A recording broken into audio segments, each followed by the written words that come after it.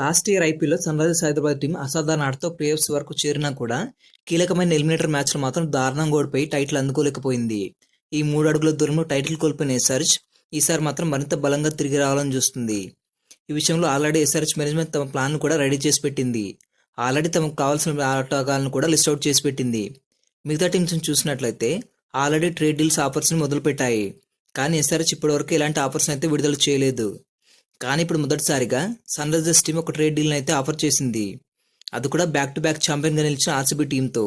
మరి ఆర్సీబీలో ఏ ప్లేయర్ కోసం ఈ ట్రేడ్ డీల్ని ఆఫర్ చేసిందో తెలుసా? ముఖ్యంగా ఎస్ఆర్హెచ్ లోయర్ ఆర్డర్లో దుమ్ము దులిపి ఒక ఇండియన్ ఫినిషర్ కోసం చూస్తుంది.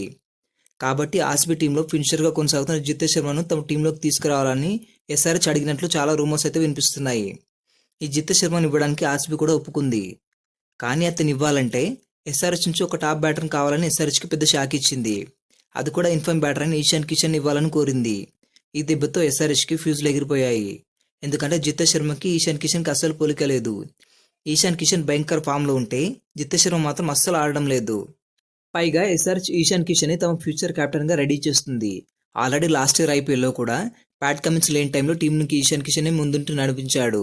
ఎలాగో ఇప్పుడు రాబోయే ఐపీఎల్ సీజన్లో ప్యాట్ కమిన్స్ ఆడడం చాలా కష్టం. కాబట్టి కమిన్స్ లేకపోతే మళ్ళీ ఈశాన్ టీంకి కెప్టెన్గా మారే అవకాశం ఉంటుంది.